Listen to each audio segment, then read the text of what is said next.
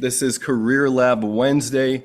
I am your host, George Miller, and I am here every Wednesday, or almost every Wednesday, like 50 Wednesdays out of the year, from noon to 1 p.m. Central Time.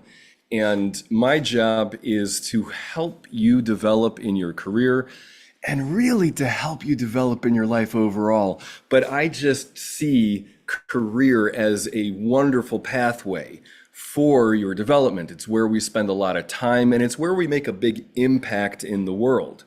So that's my job here. I can support you in a variety of ways. I'll be sharing some. I have a topic that I like to speak to. Outside of that, though, I invite you to jump in and ask questions. You don't have to stay on the topic of purpose in your career. That doesn't have to be the thing that you stay on. You could ask anything about your resume, your interviewing, your relationships with your boss, your relationship with management. You could ask any question career related, and I will probably tie it back to emotional intelligence and purpose. And that's my expertise. So there's a few ways you can engage. You can jump in here directly on Zoom. I love it when you do that. If you can't do that, if you're watching on LinkedIn Live or on YouTube Live and you want your questions to remain anonymous, just type into the comment section what your question is. I've had a lot of people engage with me that way. When you do that, stay focused, because I'll start engaging and you might have to guide me and make sure that I'm on track with addressing your question. So you can type your questions into the comment section. You can jump in here on Zoom and come off mute and ask me questions. And I will be speaking to emotional intelligence and your purpose, what that has to do with each other, and we'll tie it into your career. Your questions are fuel to this hour that we have together. Your questions help generate the material. So I appreciate any question you have, and people viewing in appreciate it. Hey, good to see you, Jerry. It's been a minute. Hey, George. So, Jerry, you were asking about motivation, and I think that's a really important thing. In our success in career and in life overall, if I am not wanting to do stuff, it just makes doing it that much harder.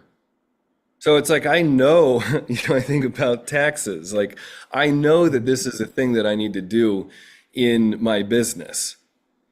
And yet it's a challenge for me. And so I don't have an intrinsic motivation to do it. So my motivation, let's say around taxes, is one of fear. So I'm coming from a place of scarcity. I'm coming from if I don't do this, I get in trouble. And that really is, that can be an on-ramp, but that's not really a sustainable way of producing and of staying engaged. And so we can fine tune how we initially spark motivation for ourselves. But if you think about the carrot and stick approach, a constant stick approach isn't going to work for a long period of time. If I'm always operating out of I'm afraid, that becomes a drag. My system doesn't process that so well. And so we want to get creative about how we motivate ourselves. And so when we think about purpose and emotional intelligence, this is just a foundational thing that I have been working ever since I first did training with the Right Foundation many years ago, where we really did a big shift on emotions. And I had an insight to, oh my goodness, most of my life, I have been suppressing what I'm feeling. Most of my life, I am diminishing my life force because I am saying to myself, There's something wrong with fear. There's something wrong with hurt. There's something wrong with anger. There's something wrong with sadness. And I didn't know it at the time, but as I just looked more at it, I even thought there was something wrong with joy. Because too much joy is going to get me in trouble. I come from a conservative background. So in that environment, too much joy could definitely be a dangerous thing. So that was very useful to me, just that insight of, oh my goodness, I am inherently sort of not motivated because I am continuously suppressing my primal feelings. Okay, so now how do I unlock those so that I'm opening up more of my life force in a moment to moment way? And I experimented with all sorts of things, including yoga and meditation and adventures and mountain climbing. And these days I'm doing a lot of ice water. And this is all great stuff. It helps. But I really got interested in interpersonal relationship because there's so much unknown between me and another human being.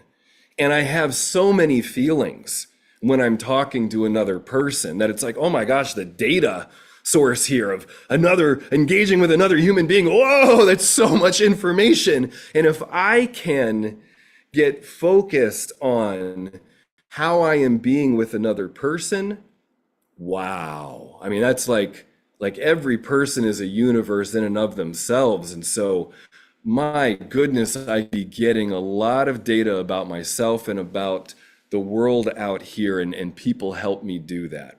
And so then I started looking at the question of purpose as, well, what if I'm purpose? What if me being me is my purpose? Yeah, I have gifts of singing, creating, the way I engage with people. Cool. So how do I develop these things? How do I develop myself in these core feelings, fear, hurt, anger, sadness, joy? The more access I have to those, well, then the better singer I am, the better personal coach I am, the better I am at public speaking, the better this sort of thing. And so it was just like I felt like I got a cheat code in life. Like I, got the thing where I went through the game and it was a challenge, and then I got this amazing tool and I could go back through all the levels and just run around and get all the special trinkets and stuff in the bonus levels that I couldn't get before.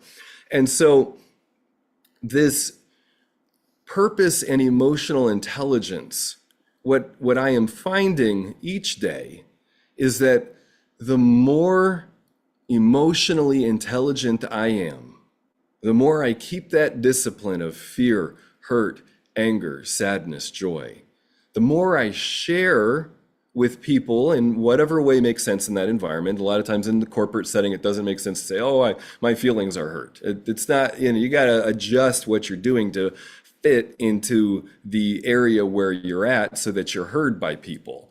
But you can do it, you're creative. And so the more that I focus on this discipline of noticing my feelings, the more aware I am of me and me as purpose, the more aware I am of my purpose in life. So I'm not clear on this. This is not a crystal clear vision for me yet. And it doesn't need to be for me to be engaging purposefully. I know that creativity and engaging with people is the drumbeat of my purpose. So I'm a coach. That was a way I'm like, oh, this is a clear way I can do this thing that's important to me. This is a clear way I can develop my gifts.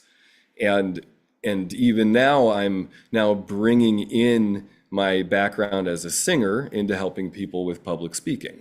And so it's like, wow, okay, I have these gifts and I can do this. So your question, Jerry, about not being motivated to do certain things, what you're gonna want to do, well, we'll throw some things out there and see what works.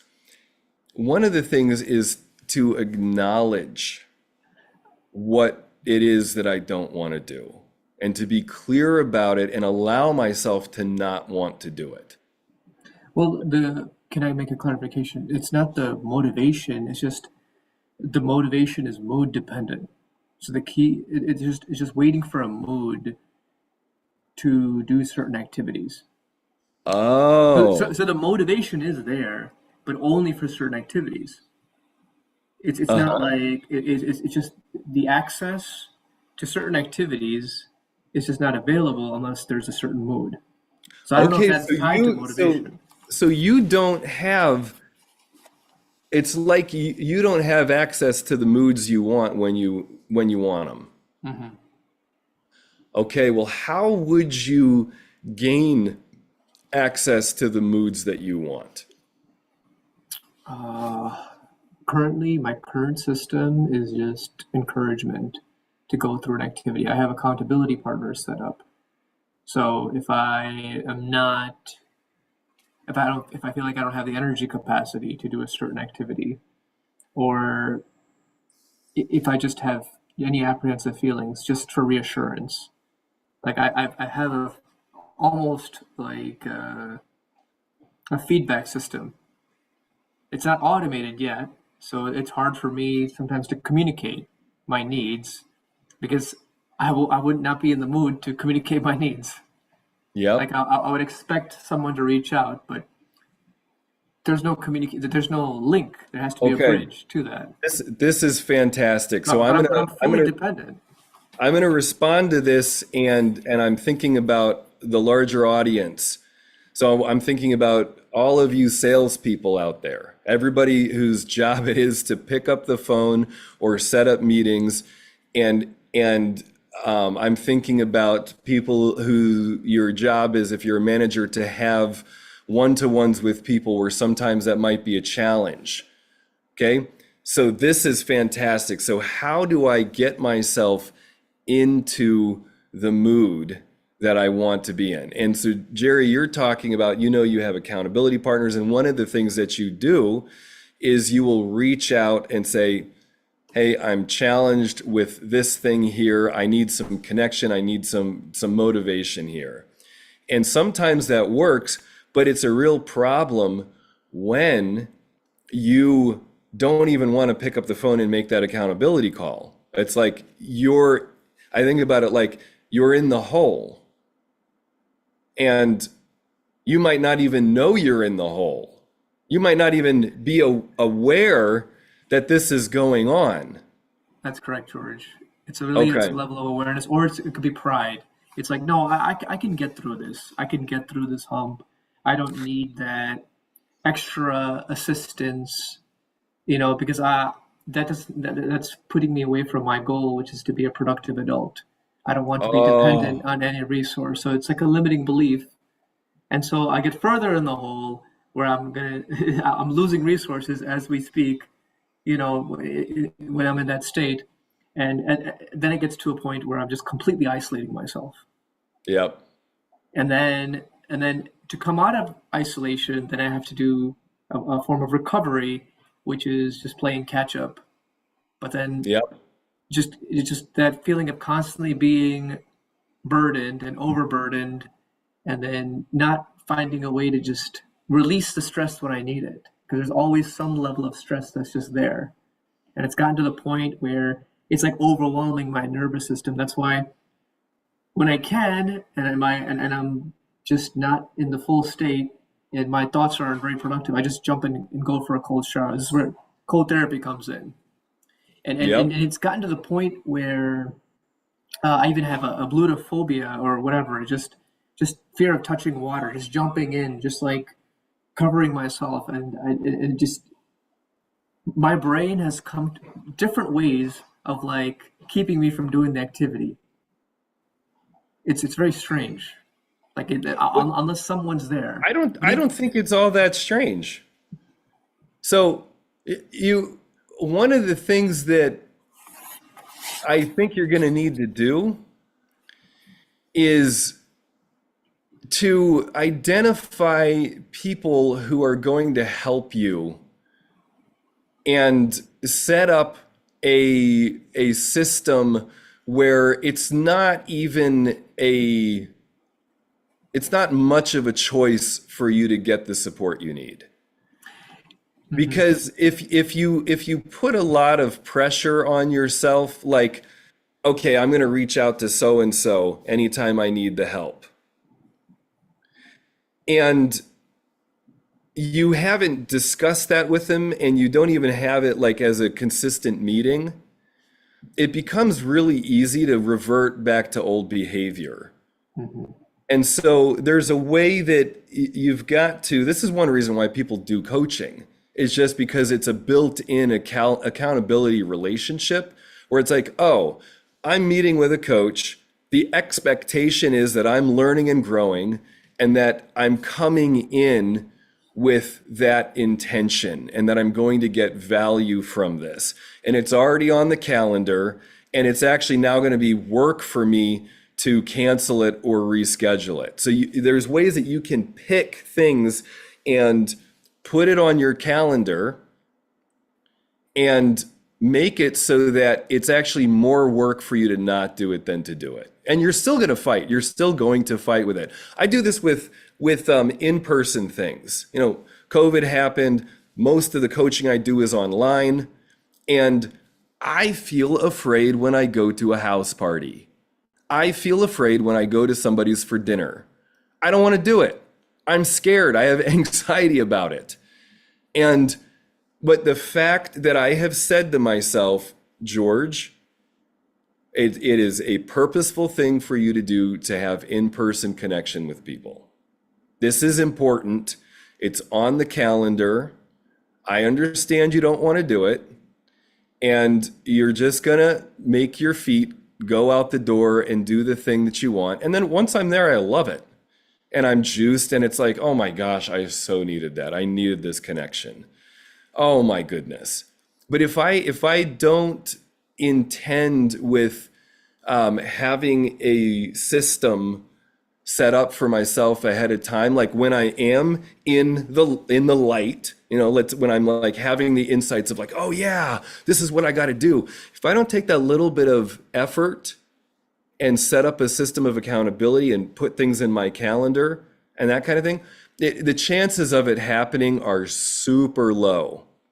And another thing is around the carrot and the stick metaphor is to understand that at a certain point, most people I work with, Jerry, delay. They put things off until they can't put it off anymore. And then it's like, oh no, I'm going to lose my job or I'm going to lose this client if I don't do this thing. And so then very quickly, they are able to power through it and just by the skin of their teeth, get the thing done. And that is like 90% of the human population, as far as I know. And the way to work with that is to set the pain point up sooner, is to play with the pain point. So you were doing that with the cold showers. It's like, oh, I'm going to spark myself I'm going to activate myself. Okay. There's several ways. There's several keywords I'm thinking of. In a spiritual concept, it's like willingly suffering. So if you're willingly suffering, it's kind of you're catching it, something you have to do. You're doing it ahead of time when you have the capacity. Yeah. So it's being preemptive. But this discussion is very relevant because one of my assignments is creating a wellness recovery action plan in the coursework, also called the RAP. I don't know if you're familiar with that Hmm. in your coaching. It's I'm sure you are because you've done Well, coaching for a so while. so so what, Jerry, what would have this be a success for you? What would you like to come out of this interaction with me having? That's a great question.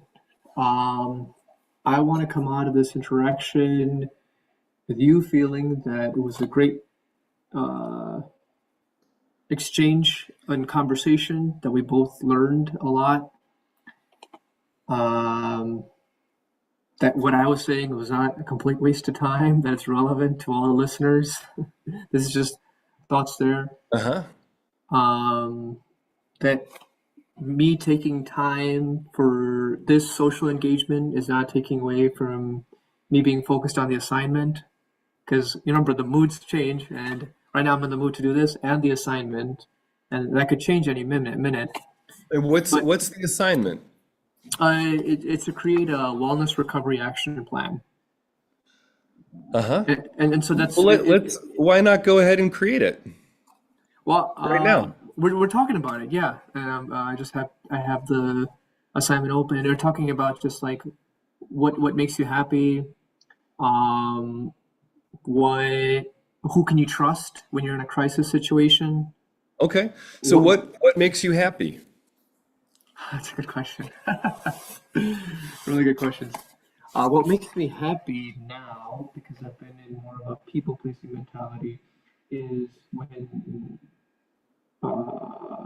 I feel my presence is being appreciated. Which Okay.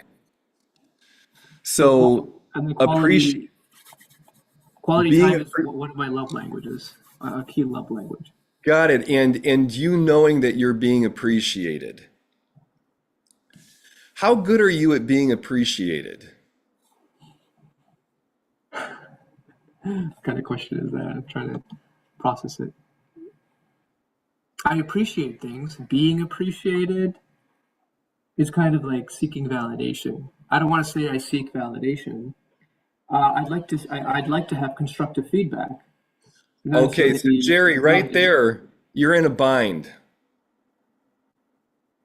So I suspect you have a belief that seeking validation means that you're a burden or there's something off about that, that you first have to prove your value, and then you might have the right to ask for approval, but it's still kind of awkward.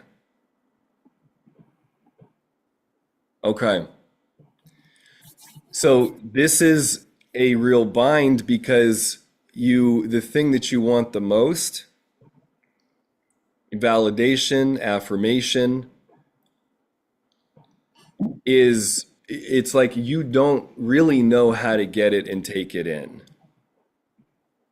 And so you're kind of like you do workarounds with people, Mm. and it's this word is going to sound a little extreme, but it's kind of manipulative, and it makes it hard for even when people are affirming you, it makes it hard for the affirmation to get in. But what's really hard is I know the people who have helped me, and I've had really, for lack of a better word, intimate experiences. Like we did like something that requires a lot of trust.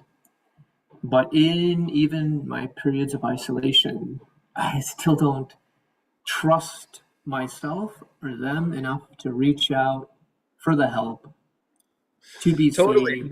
because those peak experiences are that's all they are.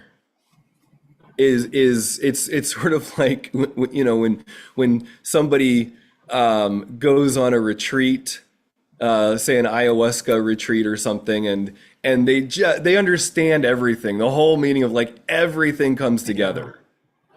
But to be able to apply that day to day is really hard because your system is already set. And so even a powerful peak experience for most people does not really change stuff. It can give you a little bit of a vision of where to go.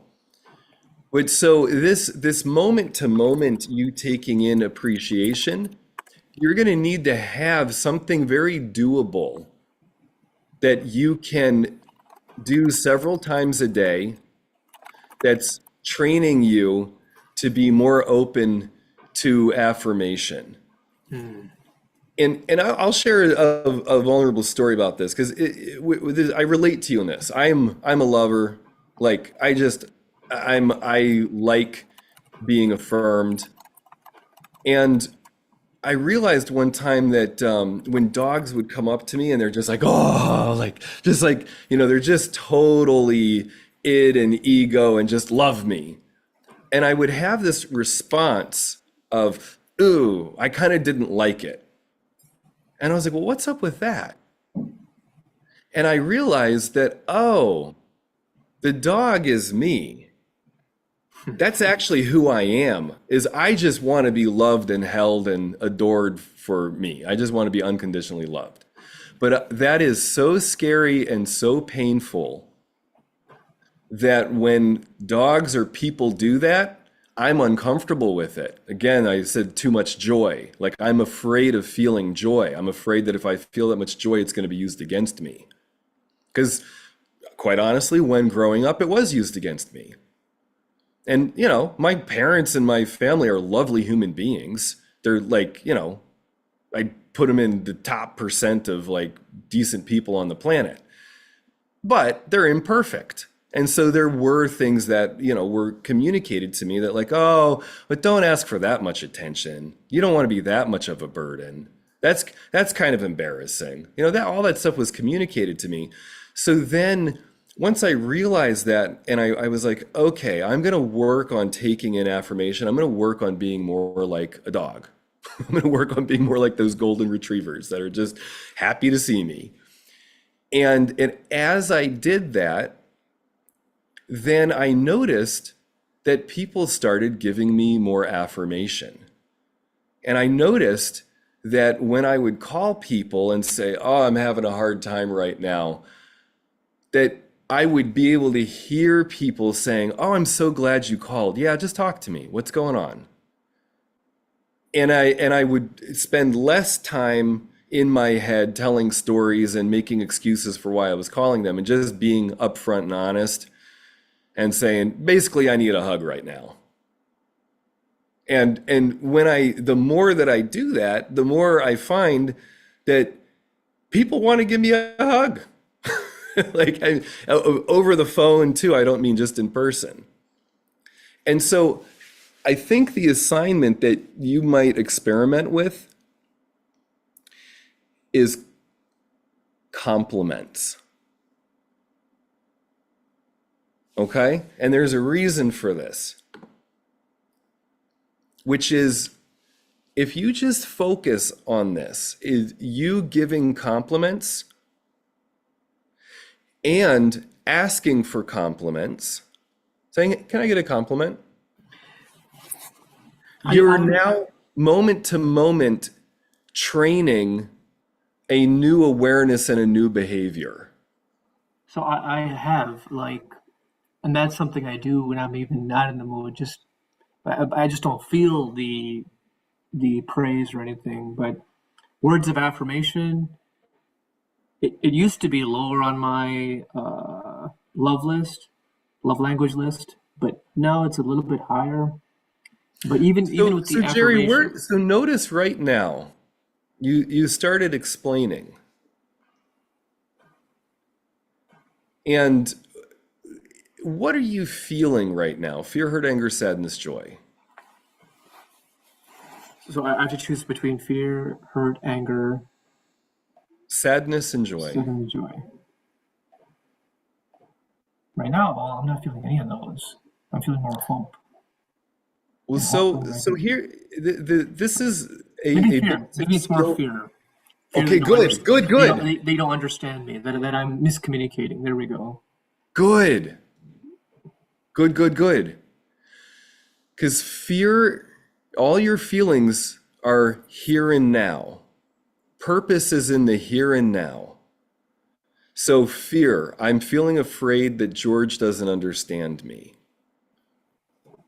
I'm afraid that, okay, keep going with the fear. What are you afraid of? I'm afraid that I may be communicating something that could lead to harming someone, like misinformation. Whoa, okay. Who is going to be harmed by what you're saying?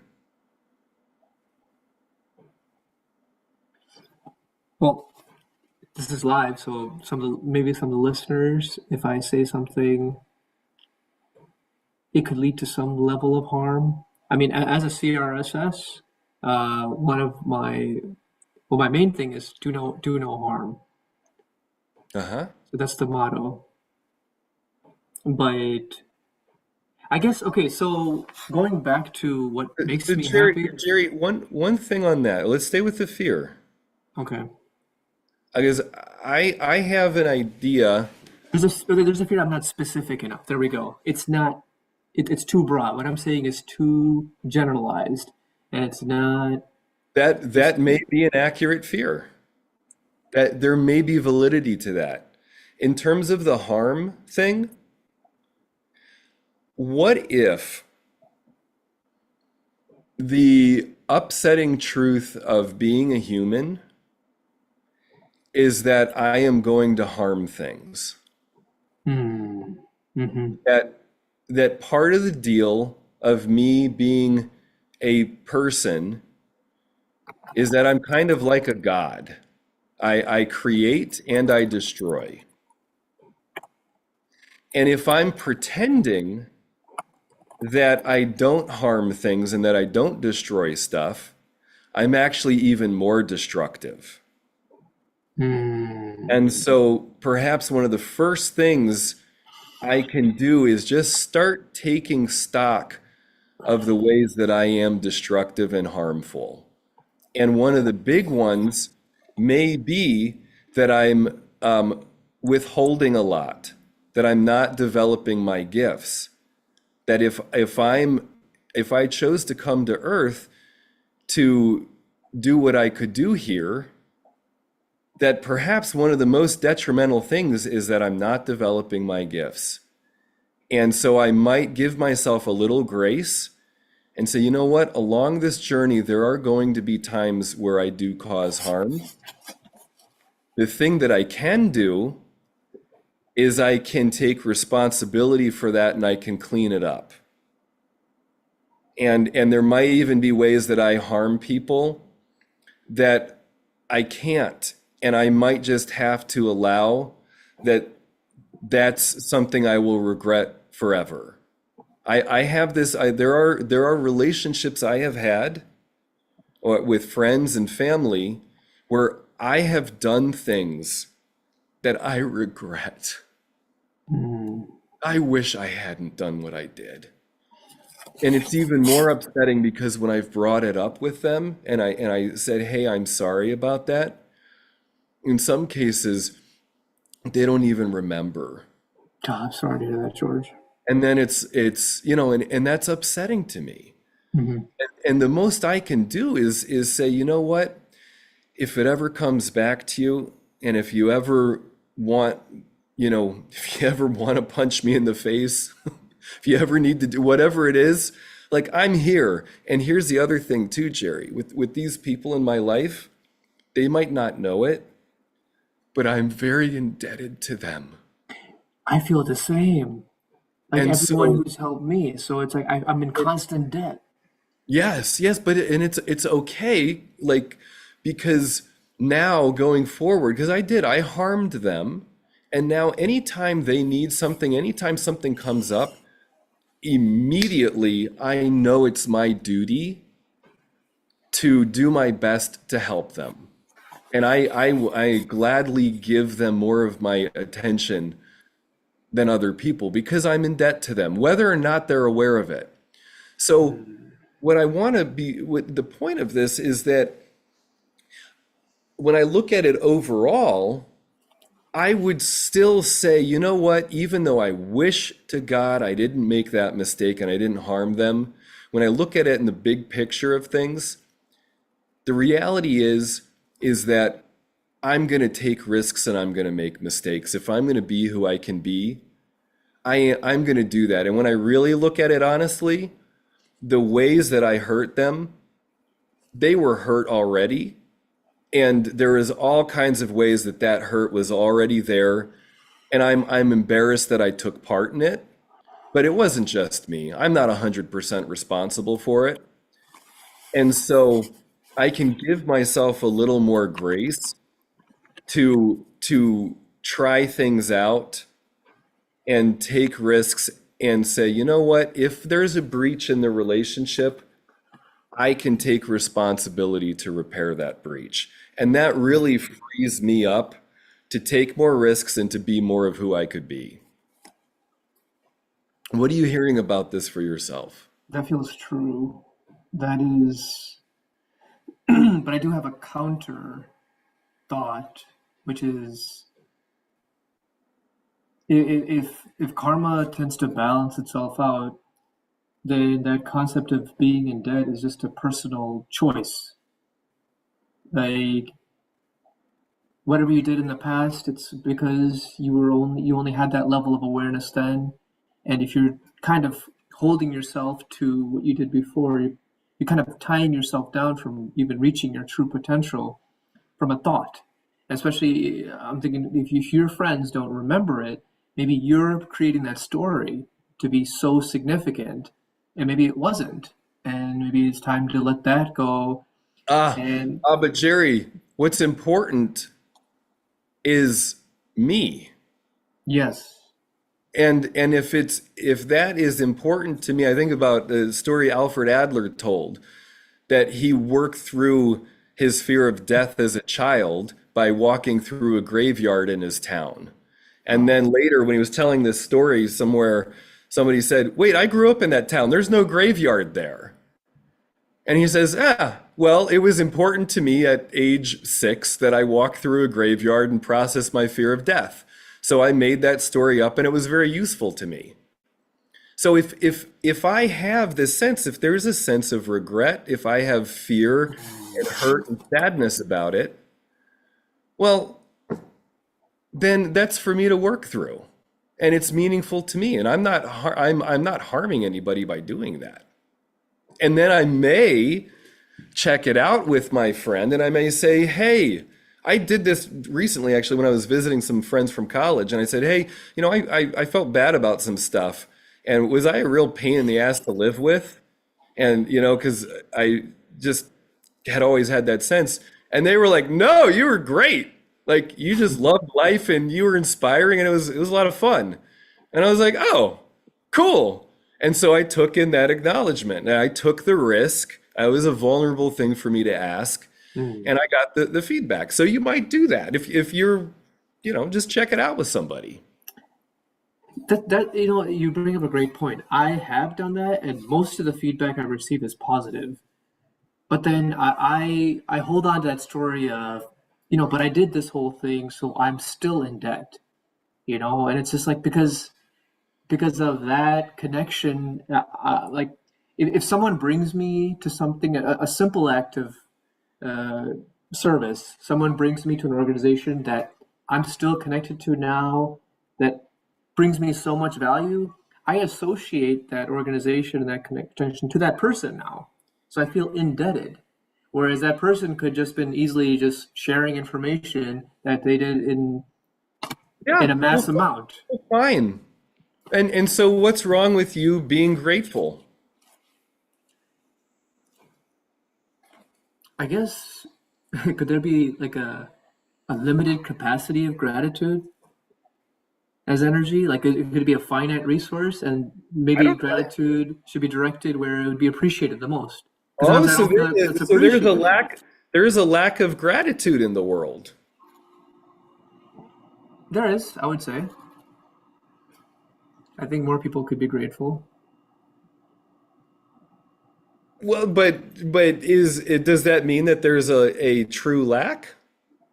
Like that if people are more grateful, somehow the gratitude's going to get all used up? No, in that perspective, no. It's esoteric. So, So why not have yourself being more grateful? well, I guess I could be grateful, and it's directed to what source. So, like gratefulness could be directed towards a source that's a lot more appreciating that gratefulness is being directed at it. Maybe that's me, because I'm also kind of like a hoarder, and I like to give things away, but if I know it's not going to be put to good use, then I would rather hold on to it, or even if it's not valuable as much, just not throw it out because there's some value to it.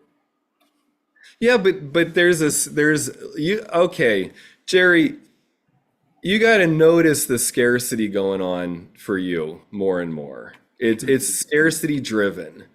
It's like when a bunch of people moved to the US after World War II and they had so much loss and destruction and things were all kinds of messed up. and they made a lot of money.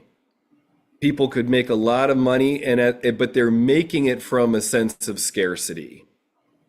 So if you're hoarding, there's this sense of like, oh no, there's not enough. Oh no, there's not enough me. There's just not enough in the world. And so you could have plenty, but it doesn't really land for you. It's like you don't get to experience it. It's like you're eating crumbs while there's a feast. I mean, I guess the perspective is it's not that I have plenty. I'm very frugal. It's just wherever I'm giving, I want it to be recognized and appreciated. I wouldn't just But give. Jerry, you've got such limitations on yourself. You don't know how to be appreciated. Oh, okay.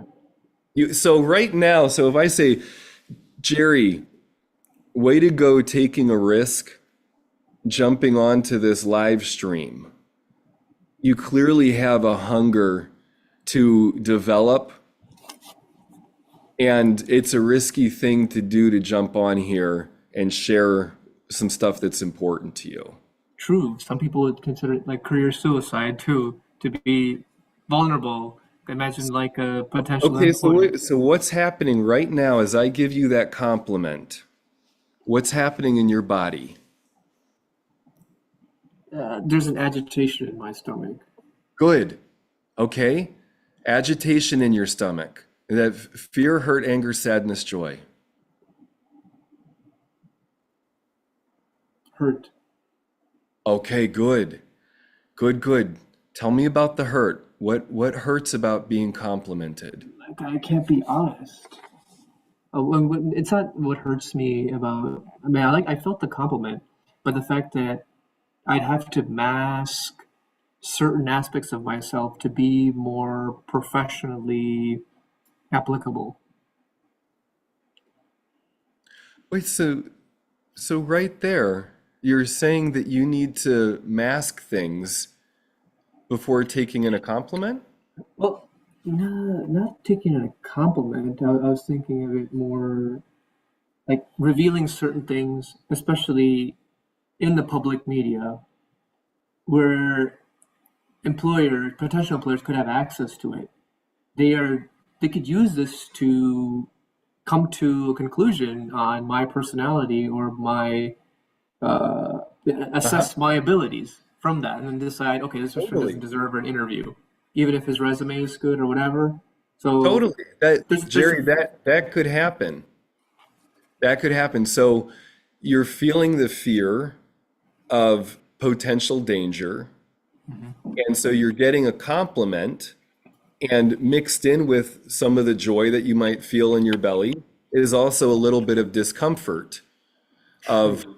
huh, what might they think about me getting a compliment? Okay. And that's good noticing. So this is a first step because all of us, when we were growing up, got compliments and affirmed in different kinds of ways. And so to be expanding my ability to get affirmation is going to require a little discomfort.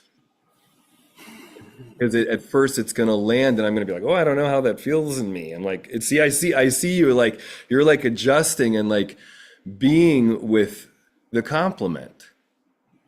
Yeah, it's like I'm feeling different levels of tension now, like in the Uh-huh. neck and shoulders. Yeah. Yeah, totally. It's And interesting. it will require you to keep doing this, to keep getting compliments and to noticing how they feel in your body and to opening up to them. And as you do that, moment by moment, you will develop the ability to take in more compliments. Good. And I see taking off your glasses, that's a great thing so that you can go more inward and to be with what you're feeling. Hmm. And these feelings, fear, hurt, anger, sadness, joy, we all to some degree have been trained that there's something negative about the first four, when in fact, there's no such thing as a negative feeling. It's just data.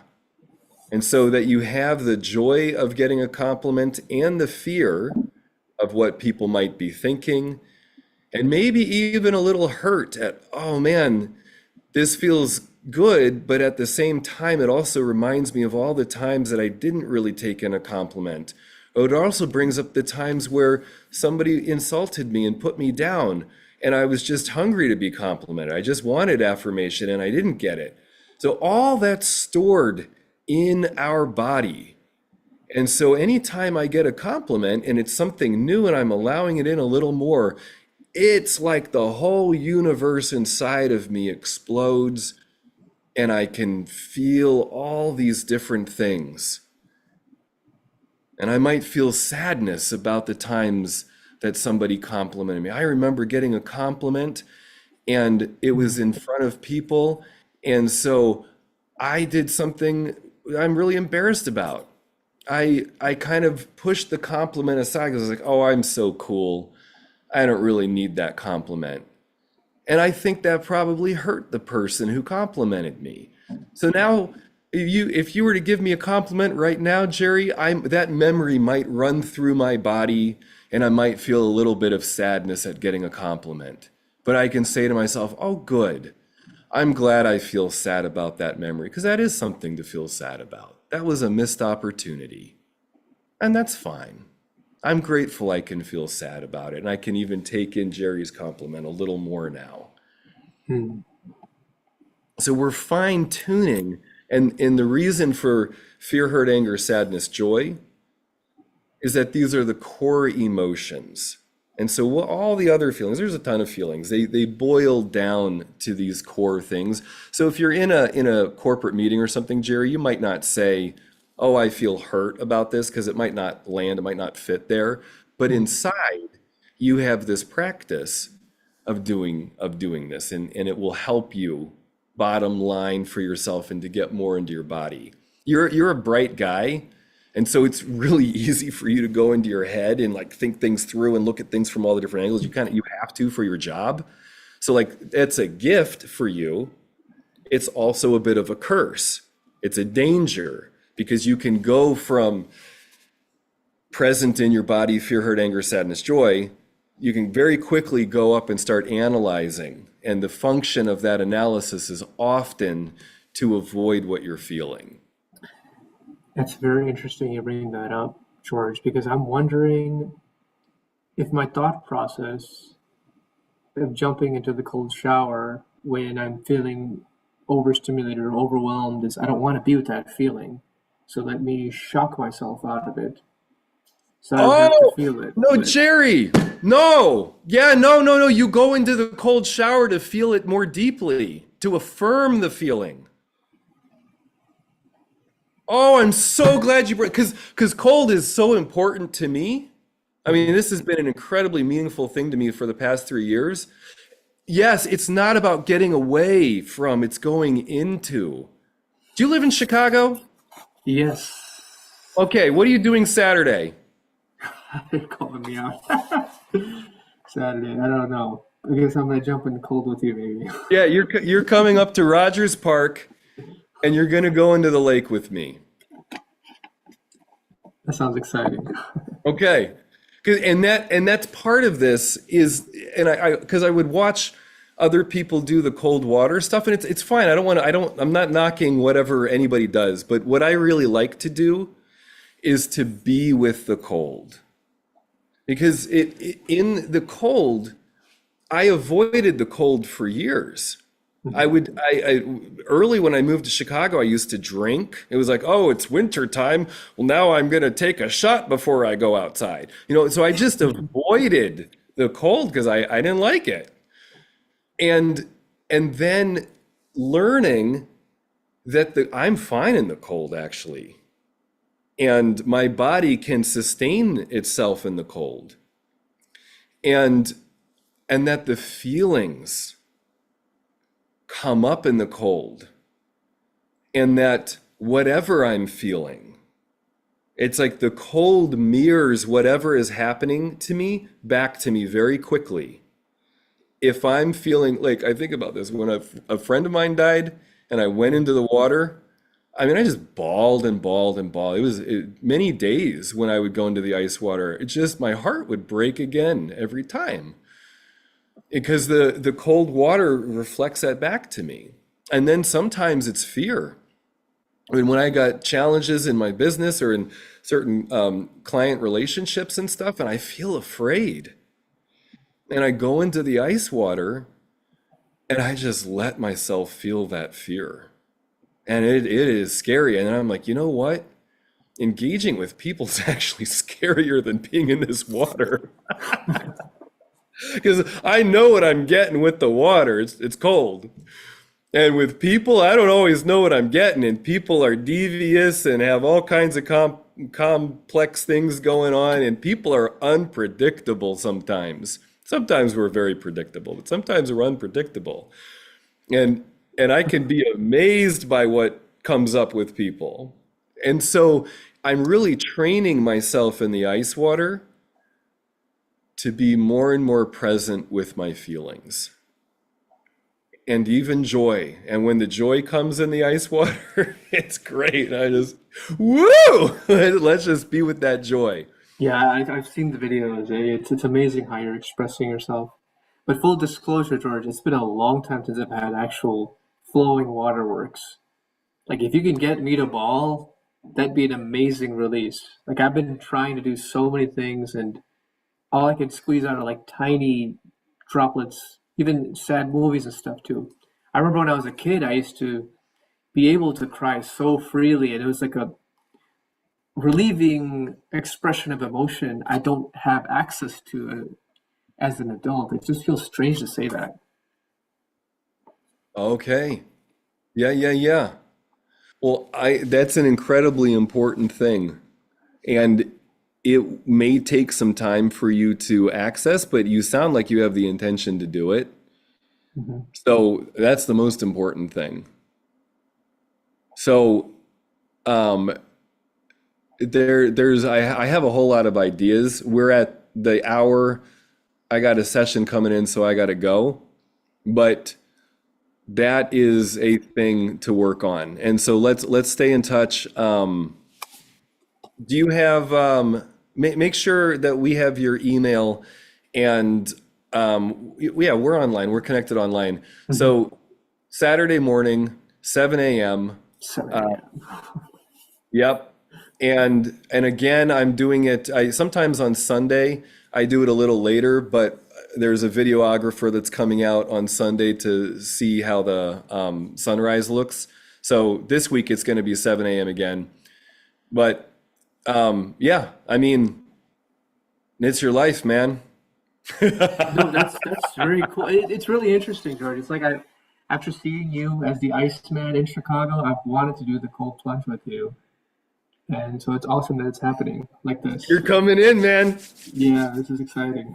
Okay, I threw the link in there. Click on that, and there's the waiver. Obviously, I need you to sign a waiver 'cause this is part of my business. So Okay. take a look at that. I've got all the insurance and stuff with it, and my lawyer was like, still put in a very detailed waiver, so that's in there. And take a look at it. And Jerry, hey, I'm looking forward to seeing you in person and going into the water with you. Well, if I didn't trust you, George, I would not be on this call. So I'm looking forward to it. For exploring all the emotions. Yes. Oh, what a beautiful intention. Oh, all right, man. Well, thank you, Jerry. Thank you for the risk that you're taking. And I can say that this definitely served a lot of people. Just your willingness to share openly your vulnerability and just saying the fears as they come up for you, as it's like, oh my God, people could be watching this. And yep, people are watching it. And so nice going. And that Yeah. that vulnerability is serving people, and a lot of people have learned with you today. And me too, by the way. Okay? Because this is part of coaching.